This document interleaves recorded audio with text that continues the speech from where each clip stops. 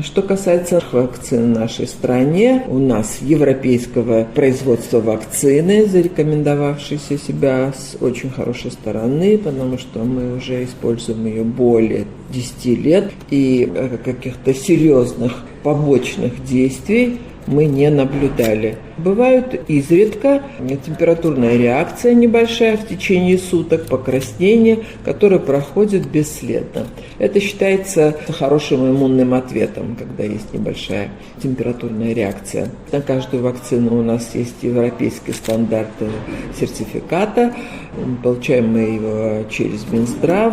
Минздрав имеет холодильное оборудование, перевозится машины с холодильным оборудованием, и здесь хранится в специализированных холодильных камерах, которые выдерживают отключение даже на несколько суток. Холодовая цепь полностью контролируется датчиками. В этом плане опасений никаких у населения не должно быть. Общая ситуация по инфекционным заболеваниям на сегодняшний день такова, что в связи с провалом вакцинации в период эпидемии ковида у нас, как и во всем мире, вакцинация резко упала. Как результат, коклюш появился и корь.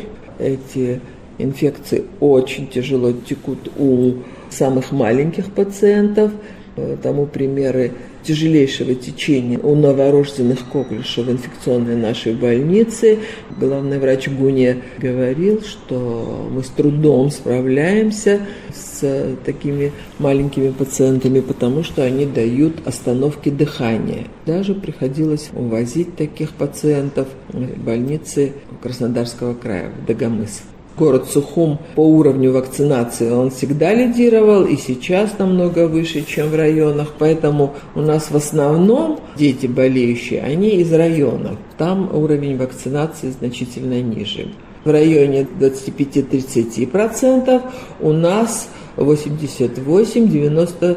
Конечно, есть часть небольшая родителей, которые полностью отказываются от вакцинации, не ссылаются, наверное, на негативную информацию антиваксеров в средствах массовой информации зарубежных стран. Какие у нас вакцины сейчас, из каких стран, какое количество вы их получаете, достаточно ли? Мы даем заявку в ЮНИСЕФ, и они нам поставляют эти вакцины, определенное количество, исходя из общего количества населения детского, и мы их имеем в достаточном количестве. Это европейские БЦЖ-вакцина, которая в роддоме находится, и у нас тоже есть. В возрасте 2-3 месяцев начинаются капельки оральные ротовакцины, это от ротовирусной кишечной инфекции. Затем гексавакцина. Туда входит полиомиелит, гепатит, коклюш, дифтерия, столбняк. Это комплексная вакцина. Она тоже европейского производителя. Эти же вакцины используют, кстати, в Российской Федерации. Там частные клиники закупают эти вакцины и делают ее на платной основе. Но сейчас в связи с санкциями, кстати, там поставки резко сокращены этих вакцин. У нас пока все есть, потому что мы к этим российским санкциям не имеем отношения. У нас никогда не бывает недостатка. Была такая информация, что вот в связи с санкциями как-то изменился состав вакцин, поменялись производители, и якобы худшего качества теперь вакцины, и они вызывают побочную реакцию у детей. Вот что вы можете на это сказать? Ничего такого нет. Как производители поставляли нам, так и поставляют. Это в основном SmithKline, крупная фармацевтическая компания по производству вакцин. Все получаем в прежнем объеме и прежнего производителя мы вакцины. Сколько лет мы уже получаем эти прививки от ЮНИСЕФ? Около 15 лет. Вот сейчас вот вы, наверное, тоже отслеживаете, да, что у нас в общественном пространстве какой-то идет на международные организации определенный негатив. Скажите, пожалуйста, насколько для вас это важно, получение этих вакцин? И, предположим, думаете ли вы о том, что ЮНИСЕФ может уйти из Абхазии, и какая тогда будет ситуация у нас?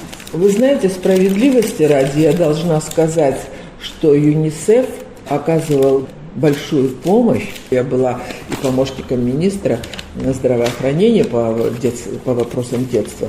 Поэтому я очень хорошо знакома с этой ситуацией. Они огромную помощь оказывали. Помимо поставок вакцин, они нам поставляли электронное оборудование, все наши кабинеты снабжены компьютерами и комплектами компьютерными.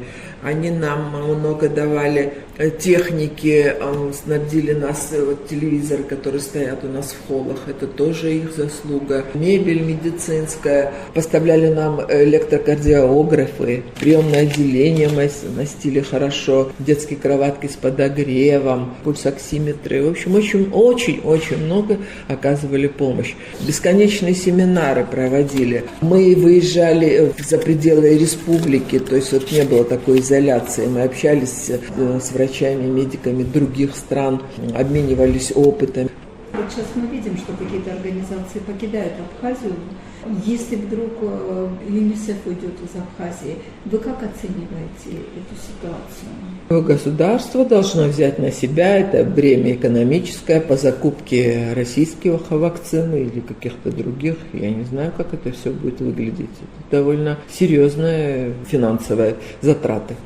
Тем мамам, которые боятся прививок, что бы вы сказали? Вот эти комплексные вакцины, почему-то они вызывают страх у мам. А медицина исследовала этот феномен. И оказалось, что вот эти комплексные вакцины, они менее реактогенны, чем моновакцина. Поэтому не надо бояться.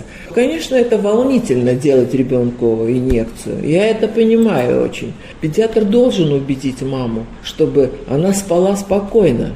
Потому что ребенок встретится с любой из этих инфекций, будет защищен. Если даже переболеет в редких случаях, то это намного легче перенесет это заболевание.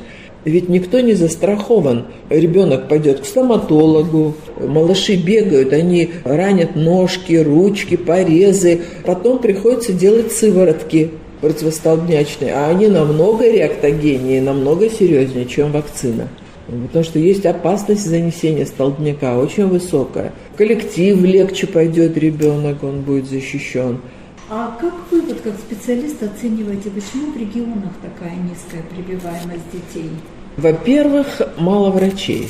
Например, Очимчирский район, около 4500 детей, один педиатр. Может она охватить каждую семью? Нет, конечно. Теперь, Кварчал, вообще, по-моему, нет доктора-педиатра, наездами только ездит из города туда. И очень сильно сказывается на процессе вакцинации.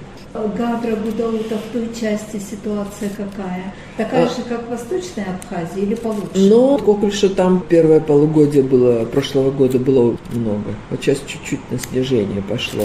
Там чуть-чуть лучше ситуация, потому как там 5-6 врачей. И в Гудаутском районе, и в Гагринском. А для сравнения с Сухуми сколько педиатров? У нас педиатров участковых 11. Этого достаточно? Да. Этого достаточно.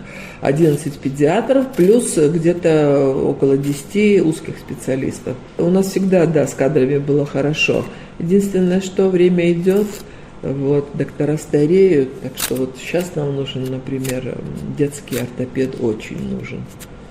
Есть в городе такие разговоры, слухи о том, что у детей после прививок развиваются какие-то серьезные ментальные проблемы, проблемы со здоровьем. Как бы вы это прокомментировали?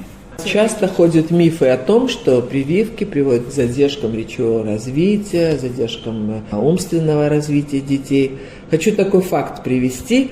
Когда мы смотрим истории детей с задержками речевого развития, открываем их карту, смотрим историю их жизни, и оказывается, что эти дети вообще не привиты, абсолютно. То есть эти мамы с самого рождения отказывались от прививок. То есть никакой связи с вакцинацией это не имеет, уже доказано во всем мире. Там совсем другие корни. Особо тревожным мамам можно до прививки обследовать. Есть такой чек-ап-лист перед вакцинацией, ребенка называется. Но для этого нужно взять кровь из вены и посмотреть всю биохимию, чтобы мама была спокойна. Это можно сделать. А так до прививки делается общий анализ крови, общий анализ мочи и наш чекап, скрининг, который там нейросонограмма, ультразвук, осмотр специалистов. Все это дети проходят до вакцинации.